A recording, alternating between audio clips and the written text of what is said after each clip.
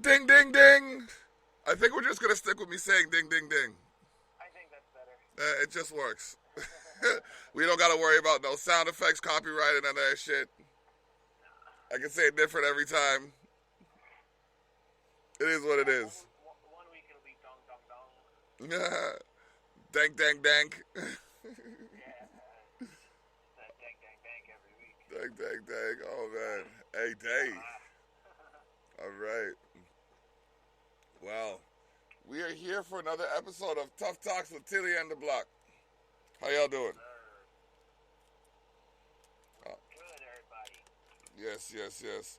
I'd like y'all to take a moment to share the link because for us to get anywhere, you got to be a part of this movement. Yo, are you noticing?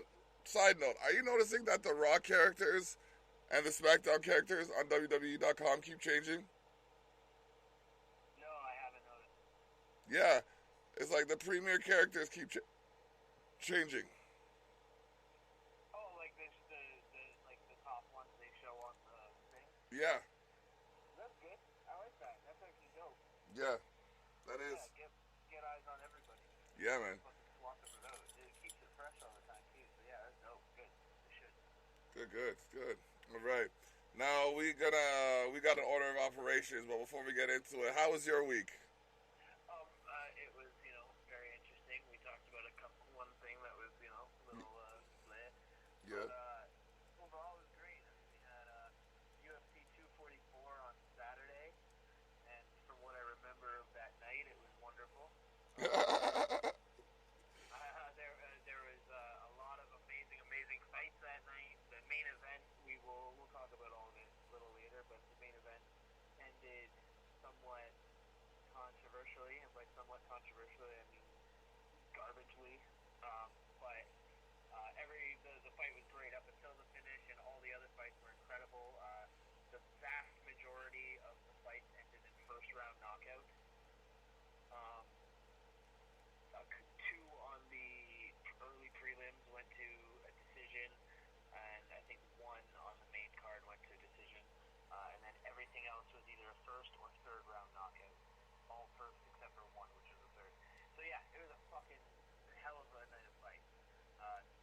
The one thing I will say before we get into it, because I won't remember to bring it up later probably, my boy Kevin Lee came out for his UFC 244 fight to Kanye West, Use This Gospel, and I've never been happier. it was awesome. Okay. New Yeezy bumping at the 244. Whew, fire. And then that boy, it sure seemed to help that boy. Okay. All right, all right. That's what's up. If I sound preoccupied, I am. I'm just trying to prepare my matas. Because I'm more of a blunt man myself. But, Raw, wow. This week was, a little topsy-turvy. Not so much as SmackDown and Crown Jewel. But I guess it's time we get into that. Yeah, we do Raw, then Crown Jewel, then SmackDown, then UFC. I Raw. unfortunately did not get to watch NXT this week, but as we'll talk about when we get to SmackDown, we will be talking a lot about NXT this week. Do we not do NXT before we do SmackDown, or are we leaving that for the last again? Because it kind of screws up the week flow. Well, no, but that's what I'm saying is I didn't watch SmackDown this week. Or I mean, I didn't watch NXT this week. I didn't get to. Okay. No, I caught that part. Pardon? I caught that part. I was just saying, are we going to do the review in between SmackDown and Raw? I can't really review NXT this week because I didn't watch it. Oh. Did you watch it? No, I didn't. Oh, okay. So that's what I'm saying is we'll talk about NXT when we're talking about SmackDown because as we'll get to, NXT was kind of a massive part of SmackDown anyway. Yeah, yeah. But we'll, I think that'll give us enough about NXT this week during SmackDown. Okay. This latest episode of Raw was October 28th. Yep. I'm just waiting for my computer to decide it wants to work fast. All right. Here we go. WWE Women's Tag Team Champions, the Kabuki Warriors. Attack page. Oh, sorry, I couldn't hear the last part of there. The Kabuki Warriors attacked page. Oh, yeah, that was shocking. I started figuring it out when Asuka snatched the mic out of Paige's hand, and I was like, whoa. Let's not fuck with my girl, Paige. Let's, we don't got to do that. And then all of a sudden, Paige gets the mic back, and then Kairi Sane shows a little sass and snatches that mic out of her hand too, and then does this evil anime villain laugh. And she sounded like Rita Repulsa from the Power Rangers almost. And then all of a sudden, Paige gets green misted in the face, and that is heel tactics number one. And so I love it. But also, Paige is my girl, so I hate them, which is also a good thing. So fuck the Kabuki Warriors, and yay Kabuki Warriors. My dude is conflicted as fuck right now. Oh, yeah. Oh, man. All right. A lifetime of relationships has gotten me to a point where I can absolutely both love and hate a woman. Well, makes sense. WWE Raw Women's Champion Becky Lynch defeats WWE Women's Tag Team Champion Kairi Sane. Yeah, our everyone's girl, or everyone's man, right, got out there and did the damn thing. Give me 1 second here. I'm just trying to bring this up on my screen so I can follow along a little better when my computer's being a dick. Okay. Sorry. All right. This episode of Tough Talks with Thili and Dablock has been brought to you by Expose the North. Expose the North. We go there and beyond. Check us out at davidterrell.com. All day.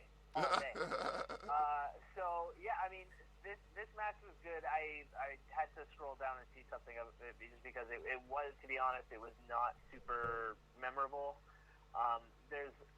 It kind of exposed one problem with Kairi Sane, which is that Kairi Sane, if she's going to do submission, needs to find ones that look like something a smaller person can put on a larger person. Her trying to do sharpshooter, which you see thumbnail on this one, the picture at the bottom of the slideshow, is not good. Like it doesn't, it looks like nothing at all. So that I felt like it was strange because everyone loves Kairi, everyone loves Becky, but it's one of those cases where despite them both being very good, they didn't have much chemistry in the ring together. Okay.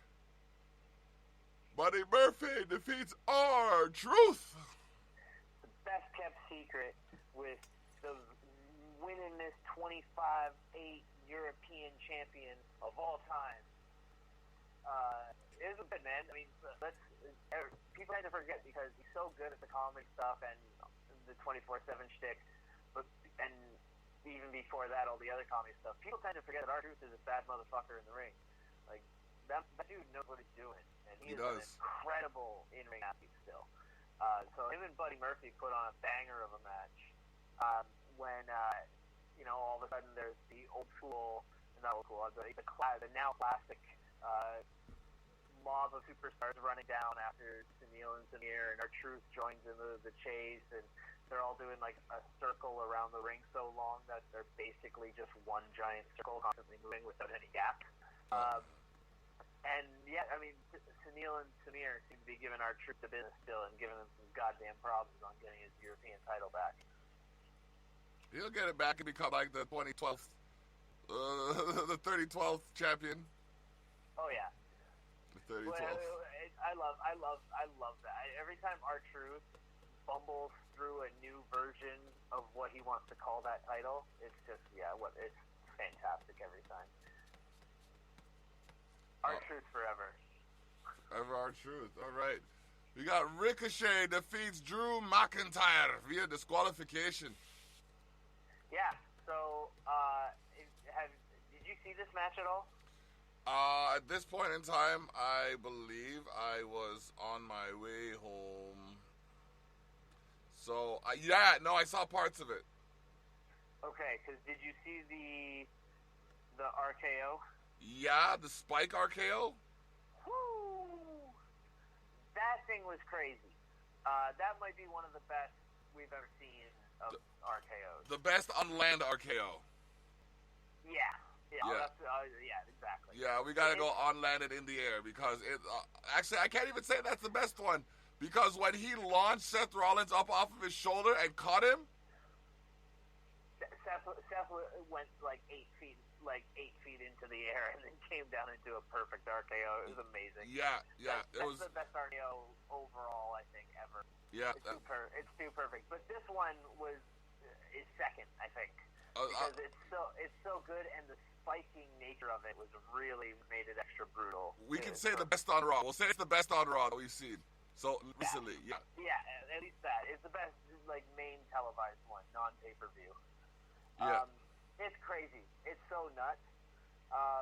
This match was great, as always. Ricochet and Drew McIntyre have incredible in-ring chemistry together. They put on banger matches, and that's because they've been doing it in Japan for like 2 years before they both, hit main roster over here.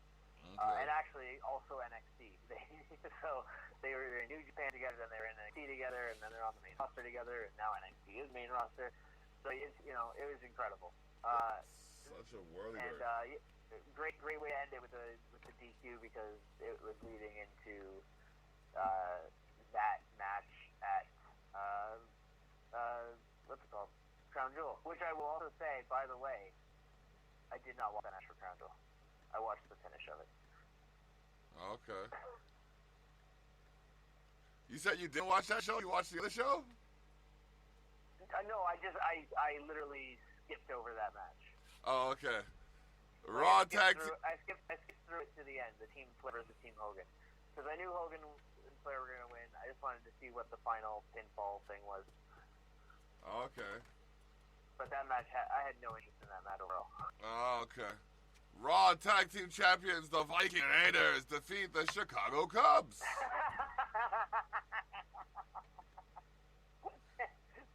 The Viking Raiders defeated the Chicago Cubs.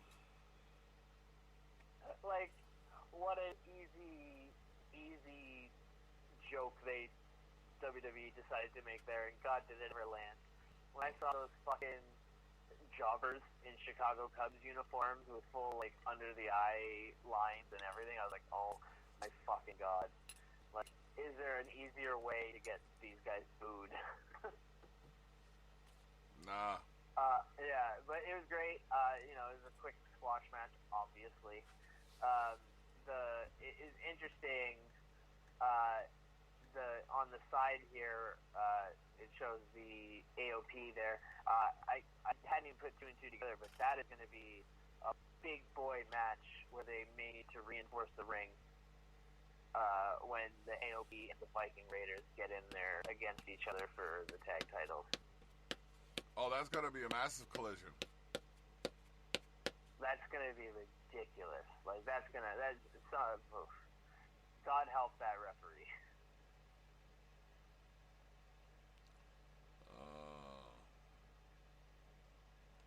I'm just reading the quotes from Andrade defeats Sin Cara. Yeah, so they brought Carolina up from NXT, which is cool. I now have a new girl in WWE that I have to be in love with because, goddamn it, this girl is awesome and killing it, and sick with whatever 6 seats. This is a great match. Andrade and Sin Cara are working their way into having quite the little series of matches here. Like in the same way that him and Rey Mysterio had those crazy set of matches, I think that's what they're doing now with Andrade and Sin Cara, and with giving Sin Cara a manager. That's pretty awesome. Like I wonder if they start giving Sin Cara some kind of push, that'd be really, really cool.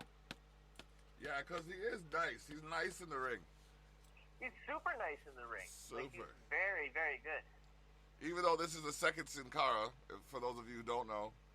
Yeah, second Sin Cara is way better than OG Sin Cara. Well, yeah. OG Sin Cara was a fucking problem, from what I've heard. Oh, this guy was nice. All right, moving on to the next one. Charlotte Flair and Natalya defeat the Iconics. Iconic. I have to say it like that, or else it's not right. Yeah, you have to. So Ruby Warriors headed NXT to defend their titles. I do. Oh man, we'll talk about this week's NXT next week. We'll do a double NXT segment, just because I am excited to watch this week's NXT. That Tegan Knox versus Ruby Warrior match is going to be fantastic. But yeah, this is a really good match. Peyton and Billy, it was good to see them back. It feels like it's been a while since we've seen them in the ring. Yeah, it was a couple weeks at least. Yeah, I was gonna say even like maybe a little over a month. But yeah, it's been a minute, and they're hopefully back now. I don't know if her and Shawn Spears had their wedding already or not. I assume so, because I think it was supposed to be in the summer. But yeah, this was a pretty good match. There wasn't anything special. There's no storyline going on with it.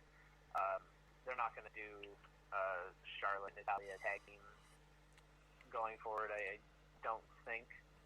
But yeah, we will see. That would be interesting, though. They've had the feud for so long. It'd be very interesting. It'd be, it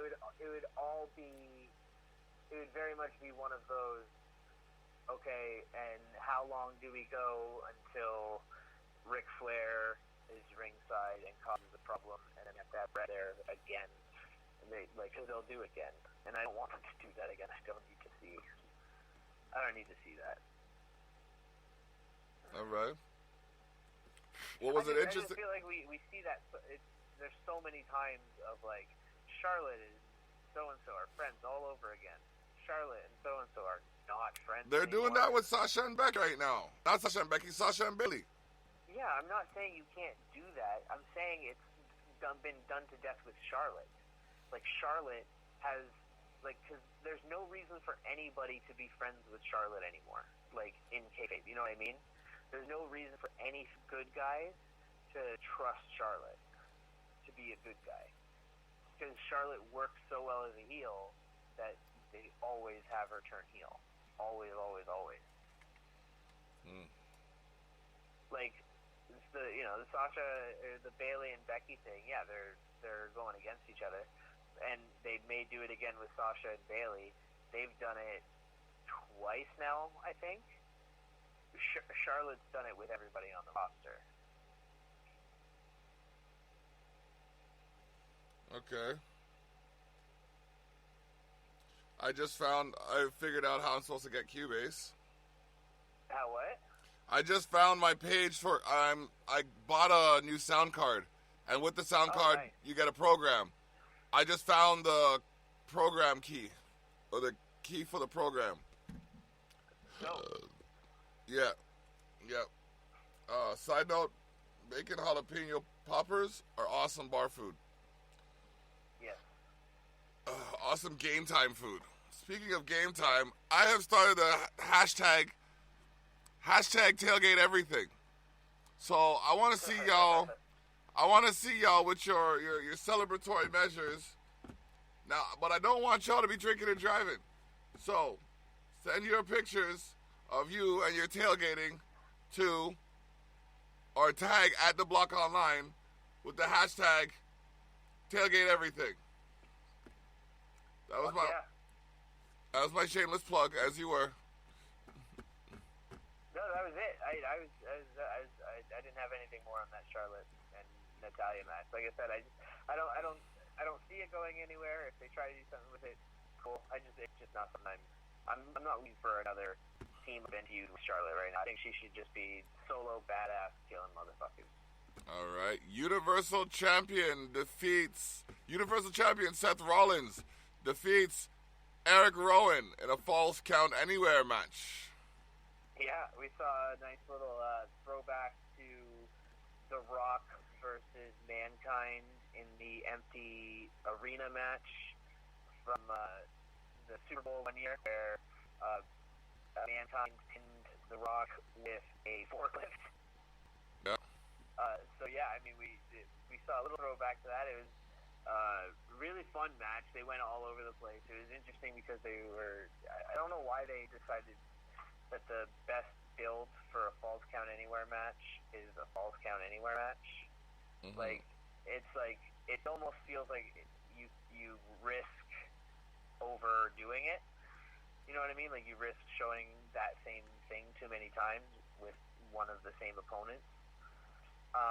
But it didn't. Like this was a fun match, and like we'll get to it. Crown Jewel, the Bray Wyatt Seth Rollins match in Crown Jewel was a fucking banger.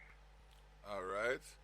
United States Champion AJ Styles defeats Humberto Carrillo. Yeah, this Humberto Carrillo kid is, once again, I don't want to sound like a broken record on him. Very good in the ring, very boring as a human. There's like he lacks charisma. I'm not gonna lie. He does lack a little bit of charisma on the microphone. It's like he smiles and he's like he expects his smile to do everything. It's like say words, motherfucker. Say words. Dude is bone dry, and like you would think, oh okay, so it's a good idea to put him with Montez Ford and Angelo Dawkins because they are dripping in charisma. No, it just exposes how dry he is. Yep. Like it really did not do him any favors being around, five other guys who are the shit and dripping have in been sauce. The shit in several promotions, and everyone knows and loves and gets hyped the second they see them. Dripping in sauce. Sauce. It's true. Montez Ford and Angelo Dawkins are so fucking dope, and Luke Gallows and Carl Anderson are so fucking dope, so their feud will be great.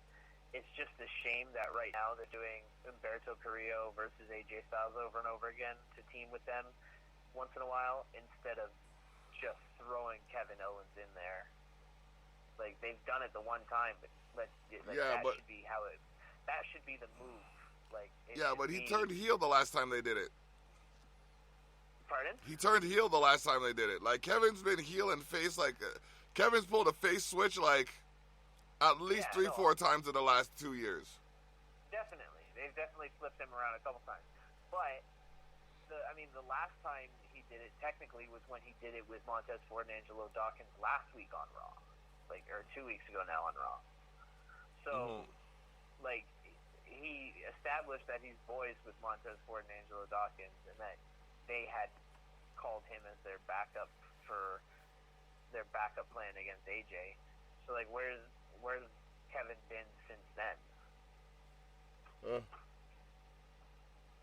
You can't tell me it's not going to be a more entertaining segment to have Montez, Angelo, and Kevin Owens trying to be cool in the same way that they are, and failing miserably on purpose.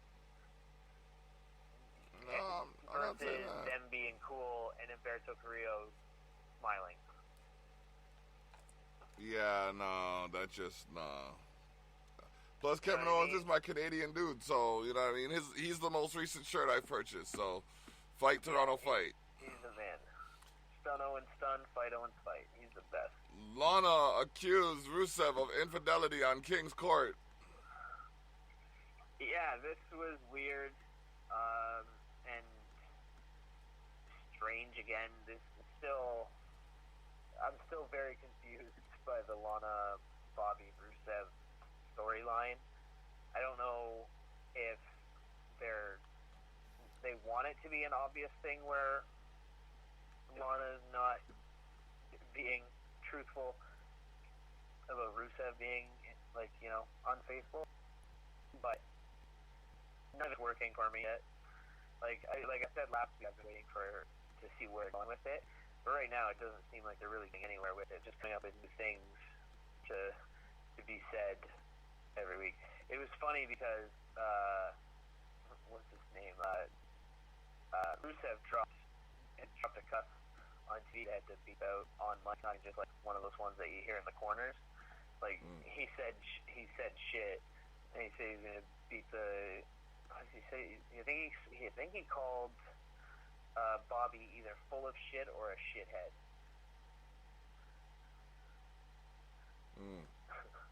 So, wow. Yeah, it was interesting. The whole them kissing over Rusev being down was just awkward and felt weird. Yeah, I don't know, man. This is such a weird thing for them to be doing. But if Heyman thinks it's going to go somewhere, we'll see. I'm looking for the content of the results. I was looking for the results from Crown Jewel.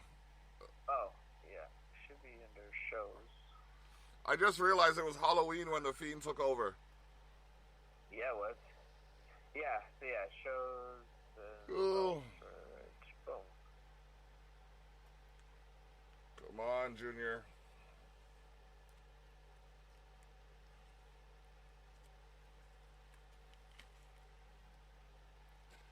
Anytime now, Tonto. There we go. Quick links.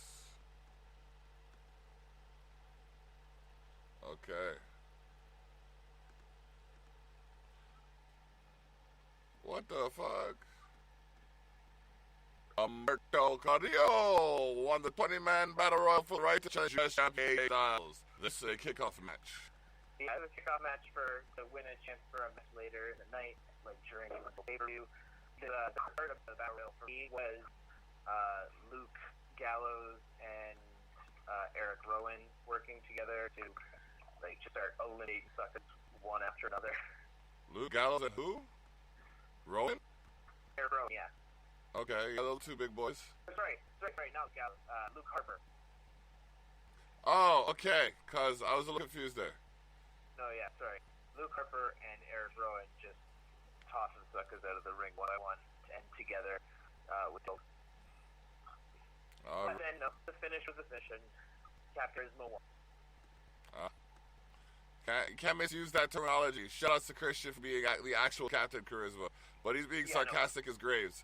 Either way, I'm telling you, when I was there, I was like, Corey, hey Corey, loud as I could. Dude was looking around like, what the fuck? Anyways, WWE Champion Brock Lesnar defeats Cain Velasquez. Yeah, I mean, this was a very, very quick match. Like, shockingly quick. They went into the corner a couple times. Kane took Brock down. Brock grabbed Kimura from the bottom. Kane tapped out. Brock didn't let go for a few seconds. And then Rey Mysterio came in and started hitting Brock in the back and face with a chair. Oh, wow. And then Kane took an F5 onto a chair. So, yeah, I mean, it was real quick. It was a real quick squash match opener for the title. That seems to be Brock's thing. If he's going on first, he's going on for like 2 minutes and 30 seconds. He probably sensed the turmoil from the flux and said, "Get me in, get me out." Maybe. I was just praying that Kane would decide to biff the living shit out of Brock and give him a matching scar on the right side. Mm-hmm. That would have been beautiful. The OC win the tag team turmoil match to capture the WWE Tag Team World Cup and become the best in the world as a tag team. Yes, sir. The OC are the best tag team in the goddamn world. That trophy they won was beautiful. Like, I love that trophy. It's fucking good. Yeah, it was real good. And it was also extra awesome when they came out with AJ, and they had the U.S. title and the best tag team in the World Cup, and they all too sweet at the cup with the belt sitting on top of it. They're just perfect. They're awesome. Oh man. Yeah, it was a good match. It was interesting. Like the way those tag team turmoil matches work, I forgot it was basically a gauntlet match. You know, it's two teams start, winner goes on to another team, winner goes on to another team, winner goes on to another team. And it just kept going. Like, I forgot how many teams were in this fucking thing. I think they said it was the largest tag team turmoil match in the history of the WWE. It was quite large. There was like 15 teams or some shit like that. Yeah, it was fucking nuts. Yeah, the OC, the original, the only club that matters. They took it. Yeah, true. Mansoor defeats Cesaro. Yeah, Mansoor is that that Saudi with the crazy hair, the beautiful long flowing hair. I'd say Jesus hair. I still have to do after this. Would you believe it? Yeah, right. You know what I mean? Like Tyson Fury defeats Braun Strowman via countout. What a chump way to go. No, I disagree. So Michael Cole is an idiot. First of all, is what I'll say about this match. Michael Cole, I respect that he's been there for 20 something fucking years now. And at least 25, bro. What? At least 25. At least 20. Yeah, you're right. Yeah. And I'm just I get it. That's awesome and everything. But here's the thing: at 25, 26, whatever the fuck, however many years, at however many decades that motherfucker has been around, he should know the rules, and he should know the moves, and he should be able to call them correctly. And he called the Tyson Fury win a win by TKO. That's not what that is. If you punch somebody, they fall out of the ring, and they can't get back in the ring for a 10 count, that is a count out, Michael Cole. Stop being stupid. Tyson Fury knocked out Braun Strowman? Is what you're telling me? So he did, but it was not a TKO victory like Michael Cole said. It is a count-out victory like it says on there. Braun Strowman was out of the ring. He was getting back up to get in the ring. Tyson Fury hit him with a straight right hand, I believe it was. Might have been a hook, but hit him with a right, and that was the KO punch. He went down. He fell off the apron, went to the floor, got counted out to 10. Count-out victory. While Tyson Fury was celebrating, Braun Strowman came in and attacked him again. So Braun came out looking strong. Okay. And yeah, Tyson Fury had one match in the WWE. Good for Tyson Fury, lifelong fan. All right. Samir Singh defeats R-Truth to become the 24/7 champion. Yeah, I mean, so this was this has been a repeated thing, and it's going to keep going. I think I'm happy with it because once again, I love the Singh brothers. They're fucking hilarious. Their shtick is really well done. Buddy. So good. So good. That kills me every time. It kills me every single time. Every time they run away from R-Truth going, buddy, with the fucking title, I die. And then especially I die even more every time R-Truth goes, are there more of them? R-Truth thinks there's like a gang of them at this point. Oh man. Well. But yeah, so that was it was good. It wasn't a real match or anything. It was a 24/7 title, so it was fun. How dare you discredit the reality of the 24/7 title? That has made R-Truth a staple in the WWE. Hey, I love it. I'm saying it wasn't in-ring, ding, ding, ding, have a match. It's a Falls Count Anywhere match. All the time. It's a 24-hour-a-day, 7-day-a-week European Falls Count Anywhere match. And I love it. All right. Now we got... Oh, man. We got United States champion AJ Styles defeats Humberto Carrillo. Yeah, he sure did. Next match is... That's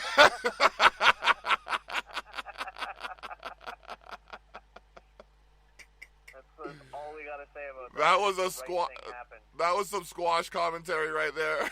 Fuck yeah. Natalya defeats Lacey Evans. Yeah, so this is huge. If everybody remembers last year at Crown Jewel, the WWE after Crown Jewel actually got in trouble by with Saudi Arabia. They got fined significantly because a promo video that they showed had women in it wrestling and talking. That's a no-no out there. Pardon? That's a no-no out there. Yeah, exactly. So last year when people were getting mad at the WWE for taking these shows at all, Triple H in an interview had said, like, you know, we can't go over there and change the culture in a day. Like, this isn't a thing where they're going to give us a bunch of money to do something over there. We're going to go over there and we're going to say no, and you're going to allow the women to be out there and do this. Like, that's just not how the world works. He's like, but with us going over there and trying to spread like our system and how we do things and our product and trying to be able to do that, we can make attempts to push and we can try to get it so that women are allowed to be on the show and stuff like that. And 1 year later, they did that. Like, yep. They had two women in the ring having a real match, and it was a good match, and it was in front of the Saudi audience, and the Saudi audience went crazy for it. Like, they were cheering like crazy. And not to derail this, but I just realized how fun it is to say Saudi audience. Saudi audience. Yo, we gotta make a track. This is for my Saudians. Nah, never mind. Yeah. Saudi audience. See, it's too good with the Saudi audience. You can't, as well as they work together as Saudians. Saudi audience is... Saudi audience. The Saudi audience. The Saudi audience. Saudi audience pops hard. Saudi audience pops hard. So do it like the Saudi audience. Oh, Saudi. Yes, people, we are doing this. This will become a song at some point in time. It's like that other track that we got. Oh, but we'll talk about that later. Oh, my leg is falling asleep. God damn it. Team Hogan defeats Team Flair, and I can't stand up properly, so if you hear a loud thud, call Jenny.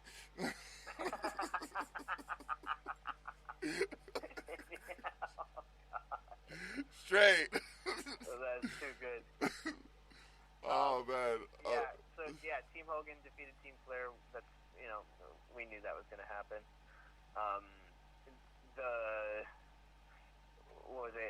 Was it Roman Reigns, I think, got the final pinfall.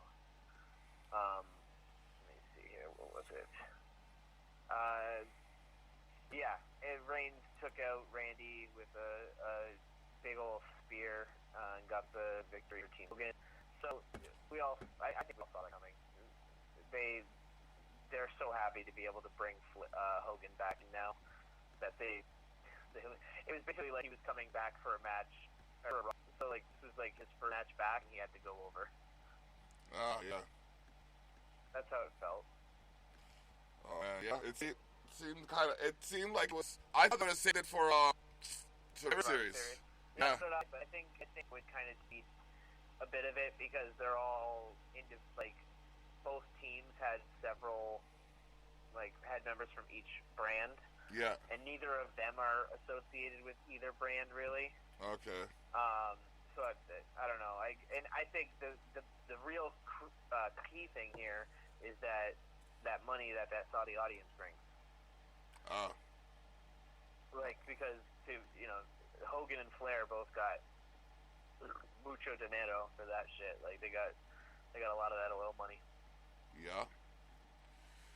The Fiend Bray Wyatt defeats Seth Rollins to become the new Universal Champion. Falls Count Anywhere match. So I'm going to call a rematch at tables, ladders, and chairs. Oh yeah, definitely. And Fiend will win that as well. this is why this is the main reason why I skipped the Hogan versus Flair team match. At that point it was like 3.5 hours into, about 3.25 hour into the pay-per-view, and I was just ready for the Fiend. Like, I just needed that motherfucker to come out and whoop some ass, and boy did he. They're sticking with the all the regular lights out and all the red lights on for the entire match thing with him, which I love. They are sort of teasing a new look for the Universal title from Bray, which will make sense when we get to SmackDown after this. But yeah, it was a goddamn banger of a match. Oh, all right. I think by that point in time, I dove right into my eyelids, so I was up early. Yeah, it was a fantastic match, and it was very much made up for their horrific Hell in a Cell match. All right. I guess they decided that was the best course.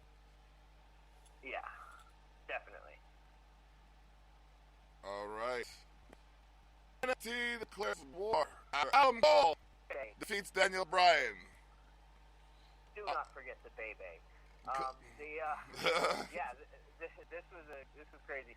So, NXT, like I said, I didn't get to watch last week's episode yet, but NXT took over fucking SmackDown all goddamn night.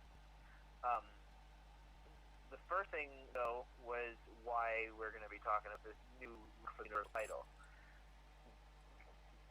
Lesnar is taking the heavyweight title to Raw. He started the night by quitting SmackDown with Paul Heyman. WWE, I was going to say, WWE champion Brock Lesnar quit SmackDown to hunt down Rey Mysterio on Raw. Yeah, so he's gone.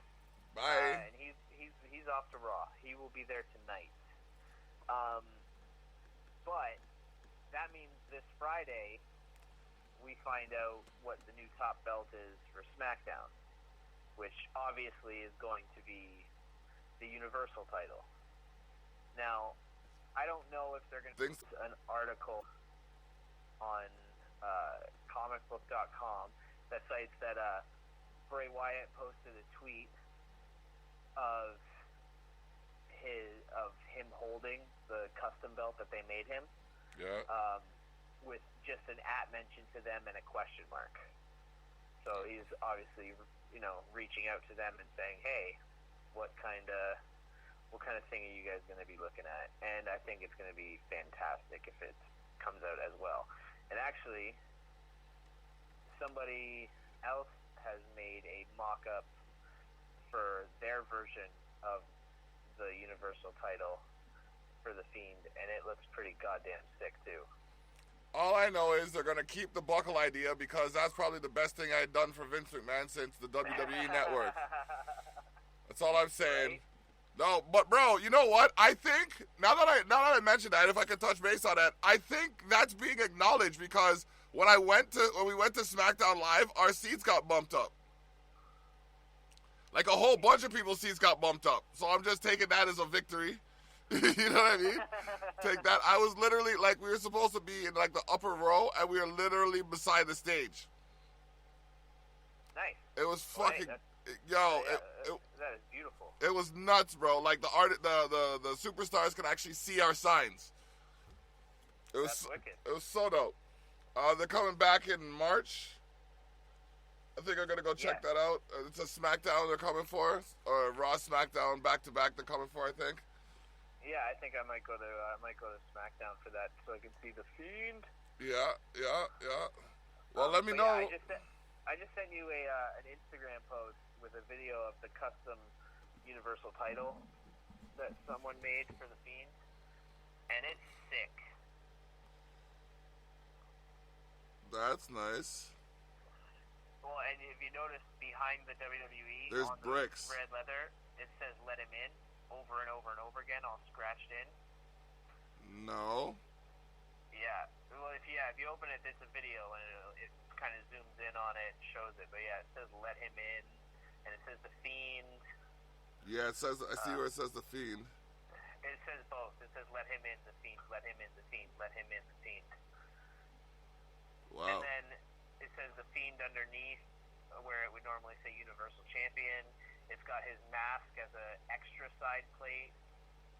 And it says "Let him in" giant letters on the strap over under the snaps, and probably above the snaps on the other side. Yeah, it's a fucking spectacular looking belt, and they would be wise to steal that. It's also got barbed wire all along the bottom for the stitching. Yeah, beautiful belt. Okay. Okay. Yeah. Okay. Well, I just got news that the Naga Music Award winner for Hip Hop Artist of the Year is going to be charging for features come 2020. So y'all need to get, you know what I mean? So if y'all don't get them now, y'all can't say I didn't warn you. Absolutely. That being said, SmackDown Women's Champion Bayley defeats Nikki Cross. She sure did, but that was the least of Bayley's worries. Apparently, was Nikki, because after she beat Nikki Cross, Shayna Baszler, the NXT Women's Champion, showed up and beat the living shit out of Sasha Banks and Bayley, putting them both down and then holding up her, holding her head high as she walked out of there, knowing she started a war. You see how much space there is between the mat and her back? Yeah. That is the equivalent to how much booty she packs. Yeah, it is. I'm saving that picture and enlarging it as we speak. I'm sorry. I'm terrible. Look, man, you gotta, it's not every day you see something of that nature, so you just gotta acknowledge it when you do. It is every Friday though that you see This that. is true. Catch your SmackDown fix on Fox. Keith, Yep. What are you saying? No, I was agreeing with you. I was saying Fox got the booty. Yeah. Keith Lee and Matt Riddle confronted Sami Zayn. Yeah, this was hilarious. So Sammy was in the back talking to I can't remember which of the backstage girls. It might have been Kathy Kelly, and he was talking to her, saying about how he's got a conspiracy theory that seeing Triple H and seeing Shawn Michaels backstage, and now all of a sudden Shayna Baszler's here. It's like, oh well, they're all in NXT. Maybe NXT is coming. Maybe NXT is here to, very obvious things everyone's already put together, and Sammy's acting like a genius for it. And then he starts talking about how they better hope that they better not stick their nose in my business, otherwise there's going to be trouble. And sure enough, he turns around and Keith Lee and Matt Riddle are standing there. Oh man! And then, he tries to Keith Lee, which is terrifying every single time because that boy is huge. Matt Riddle, that boy is stoned, and I love it. He hit him with I can't remember what the move was called, but it was like a modified Finley driver sort of thing, where he dropped him on his face. It was like a Finley driver mixed with a Styles Clash. But yeah, it was fantastic, and another win for NXT. That's 2 matches into the card, and twice that NXT has made their presence known. Yeah, it's funny how you should mention that because Tommaso Ciampa defeats The Miz. Yes, sir. So The Miz was doing an episode of Miz TV.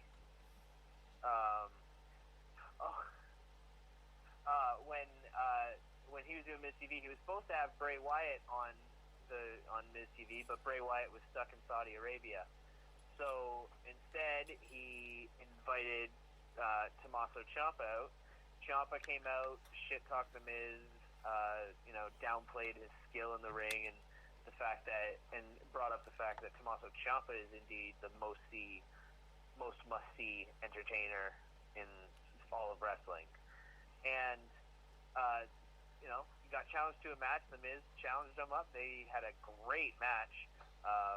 The only thing that bugged me was the Miz's figure four looked super off. Like, I don't know. They didn't stay on him while he was putting it on enough for me to see what was being done wrong. But something wasn't clicking for the Miz and the figure four that night, because he was just not doing it convincingly or well at all. Okay. But yeah, Ciampa killed it. Took the match. Ciampa's a complete psychopath-looking motherfucker. He is terrifying. That massive beard with the bald head and the crazy eyes. The neck muscle. And the neck. He's a scary motherfucker. Yeah. And he, every time he's on screen, it's must watch. The dude's crazy. Yeah. So that was fantastic match, and we got it. And then so we're now 3 for 3 for NXT wins. Funny on SmackDown. Funny you should say that, because Rhea Ripley and Tegan Nox defeat Fire and Desire. Say what? So yeah, they were supposed to be facing Carmella and Dana Brooke, but then the camera, when it showed up backstage to see why Carmella wasn't showing up, her and Dana were getting their asses kicked by Tegan Nox and Rhea Ripley, mostly Rhea Ripley, who is a goddamn Amazon. Motherfucking beast. She's a savage, man. She's great. Actually, father fucking beast. Sorry. What? I said father fucking beast. Oh, yeah. Yeah, she's crazy.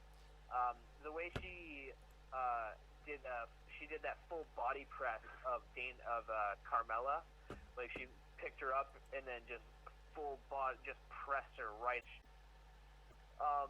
But yeah, and then so at that point we are 4 for 4 for NXT victories on SmackDown. At which point we mention NXT champion Adam Cole. Baby. Defeats Daniel Bryan. I was just so excited to hear the rest of the sentence. I forgot to say baby. Yeah, he fucking sure as hell did.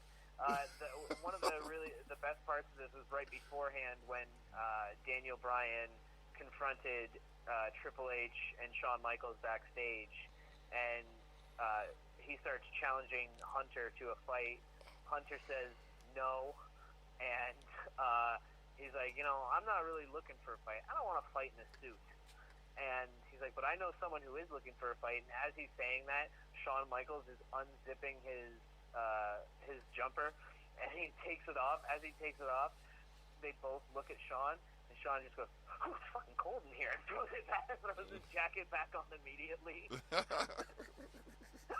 That shit was genius. It was. That was gold. It was comedy gold. It was so perfect. That man's comedic timing is so on point still after all these years.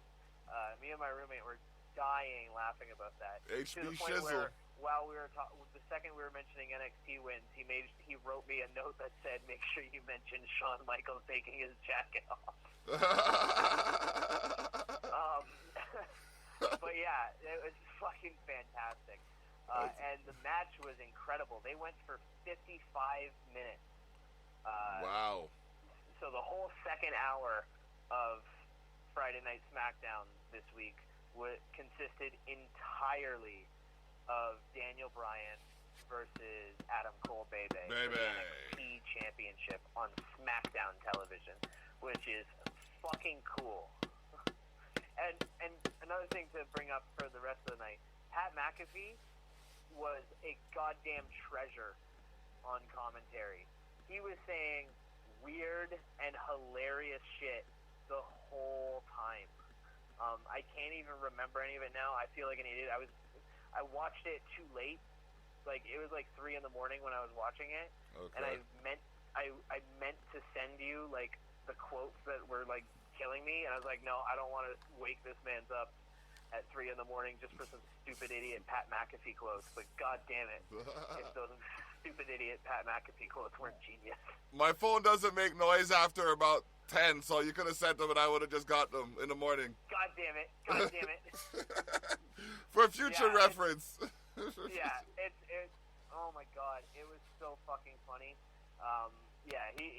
He was killing it. And he was obviously there to be the NXT representative on commentary the whole night, because like the whole time he was there, he just kept basically saying how much the main roster guys deserved it. Oh man. Well, you know, they had it coming. You can't say they didn't. They've been asking for it for weeks. Like, just going off. Oh man, it's so true, so true. Yeah. So y'all got your dose of NXT. Y'all got your dose of NXT with the SmackDown Live recap. Yeah, exactly. Oh man. So, let me just find my page here, or I'll bring up a new one. The Saturday was UFC 244, which was headlined by the baddest motherfucker in the game championship. The belt straight up says baddest motherfucker in big letters on the faceplate. And BMF instead of UFC, it has, I think, 24 black diamonds surrounding the faceplate. It's a $50,000 belt, and they only made one of them, so it's pretty goddamn incredible. Yeah. Dark belt. It does not look sparkly and like shiny like most belts. It is a scary, ominous Oakland Raiders looking belt. Okay. But yeah, so 244 was crazy. Like I said, there was a lot of finishes. In the early prelims, there were 3 fights. Two of the fights went to decision. One of the fights ended in a third round knockout. Third round knockout was Lehman Good versus Chancery Hunter. That fight was crazy good. They were both battering each other for 2 rounds before Lehman put Chance down for the rest of the night. That boy went to sleep. The prelim card was amazing. Andre Arlovsky, the Pitbull, was going up against Jairzinho Rozenstruik. Rozenstruik was coming in at 8-0. Andre at 27 and 28 and 19 or 18. Rozenstruik won by first round knockout in 30 seconds. No. 29 to be precise.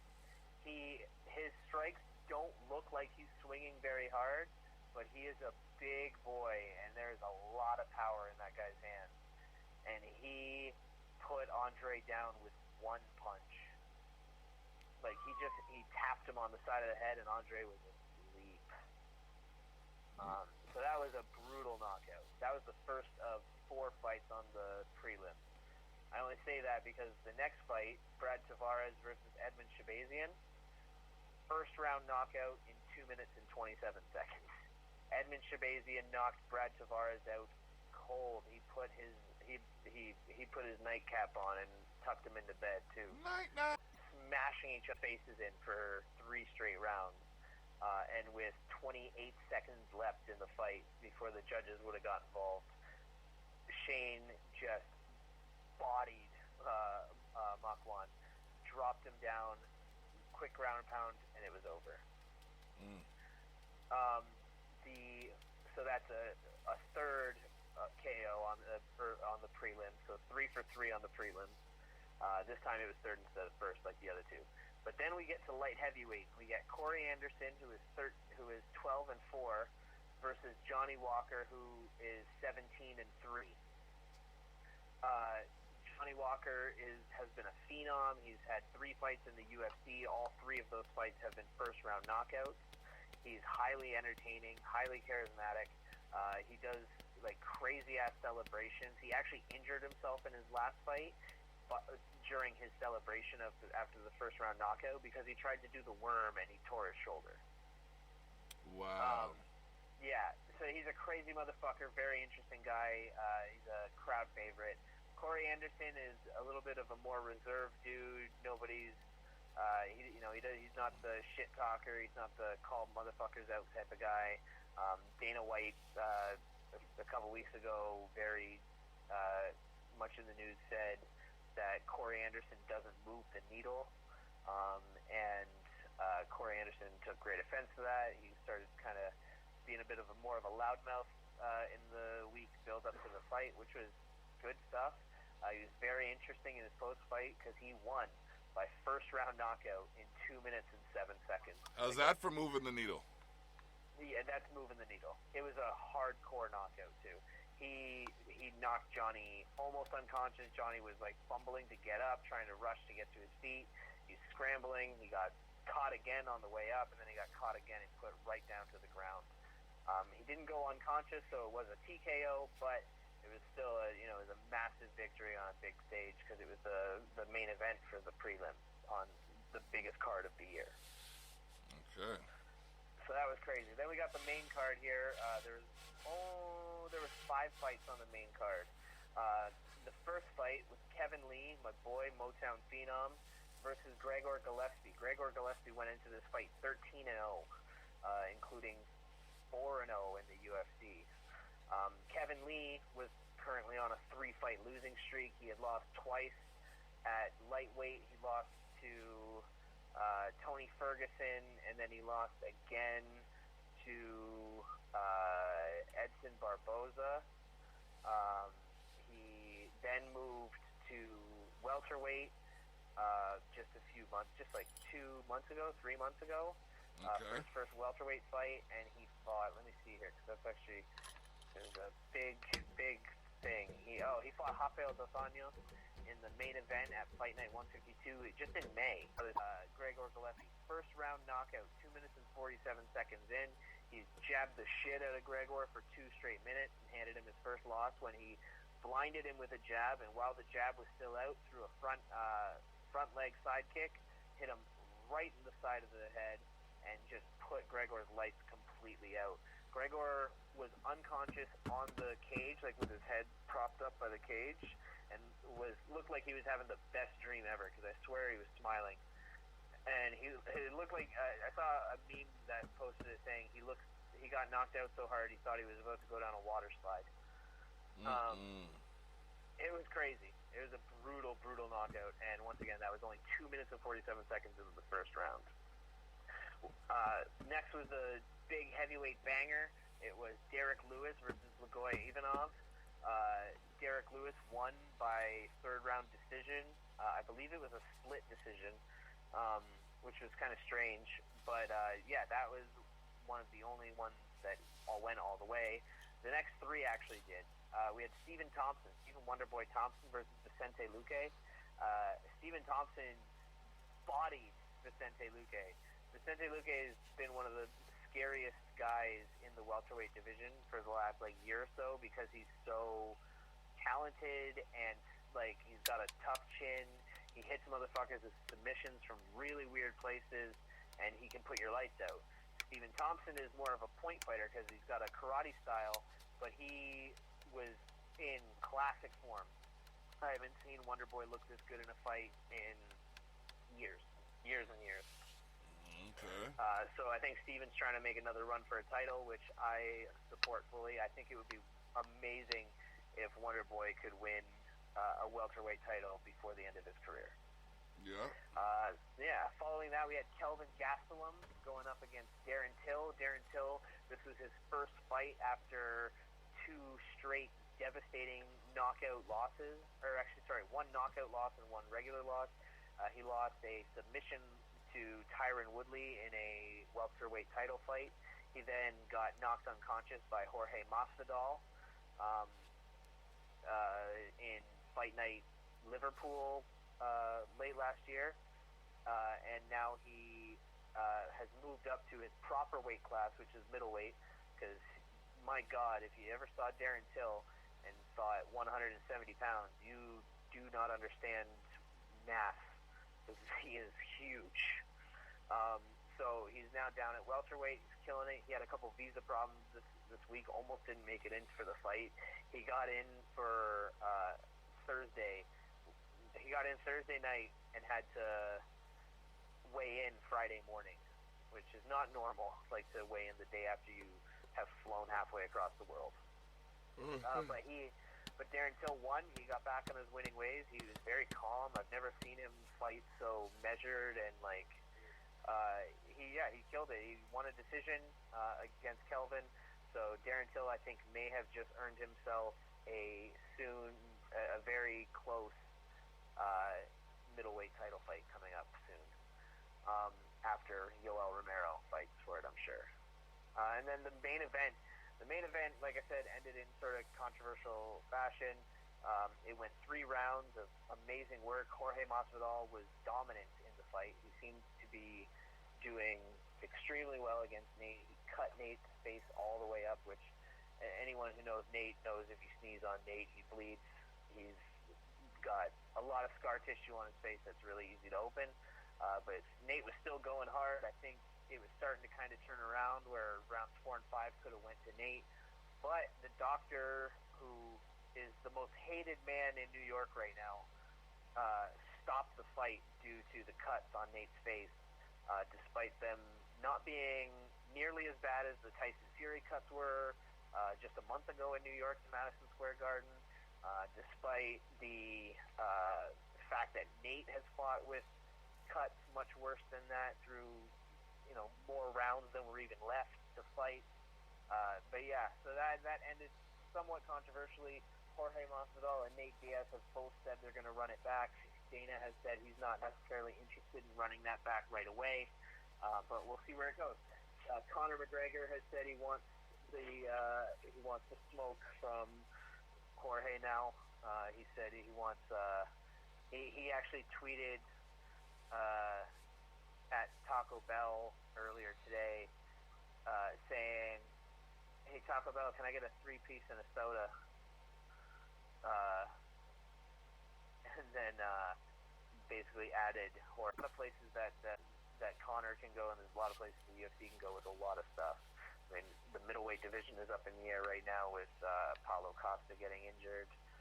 There's the heavyweight division is kind of on a standstill right now because we've got fights going on, but we're waiting for the title fight trilogy between Stipe and DC for the beginning of next year.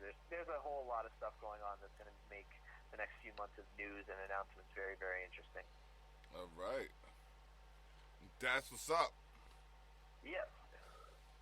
I gotta get, I wish I could get more of these shows in, but it's between the 5 podcasts and the whole familial situation, plus the production that I'm doing and the productions that I'm responsible for in the studios I gotta be at. Yep. Yo, man, I can relate to some of these superstars. I really can. There's so much to do that you barely get to live your own life. Yeah, there's only so many hours in the day. Exactly. And I always take at least a half an hour for myself, and I recommend y'all do too. Yeah, you gotta. If combat sports isn't your thing, I don't know why you're listening, but since you are, since you are, we also have a few other podcasts that we do. We have Daddy-Daughter Time. It happens on Monday on my Facebook, David Dablock Terrell. We got, oh my gosh, Candid Conversations that happens on Wednesdays on this channel, as well on Facebook Live at facebook.com/David.Tyrell. I got Hardline with Interp on Fridays, where we go over rap battle and letsbeef.com news. And we got the Terrell Effect on Saturdays, which is where we go over the music, the news and the views and all that fun stuff. Also, we have Tough Talks with Thili and Dablock, and that happens either Sunday or Monday, depending on schedules. So y'all just gotta roll with us until we can iron something out. Yeah, exactly. Yeah, I mean, it is what it is. You see the notification on Facebook, you'll know when we're on. Yeah, exactly. Stop complaining. Exactly. Imaginary complainers. Stop bitching, start beefing. Wait, wrong show. Wrong show. Big time. Oh, man. So, yeah, oh, man, guess what? What? Hour and 16 minutes. Yeah, man. We spotted it, and that's with a pay-per-view. Yeah. So NXT kind of got a little, not even overlooked, just kind of, we just talked about what happened on the main roster. What up? It got merged. It merged, yeah. We merged it with SmackDown. Yeah, exactly, because WWE merged it with SmackDown this week. Yes, exactly. So that's what happened, and that's how you know. But I think we covered all bases here. Yeah, absolutely, big time. I think that's everything. All right. If you're looking for a Ring of Honor, New Japan Pro Wrestling news, just Google it. We didn't see much this week, by way of. If you're looking for those, I say Google it, or Steven Larson usually cover that stuff. Steven Larson, okay, and AEW news as well. Yeah, they also cover them. All right, so yeah. Steven Larson. It is what it is. It is it. So tune in next week while we talk about all this stuff, covering all the wrestling news and combat sports stuff. Yeah, all of the wrestling. All of that, and then some. All right, so we about to be gone, but before we leave, make sure you check with us for the one.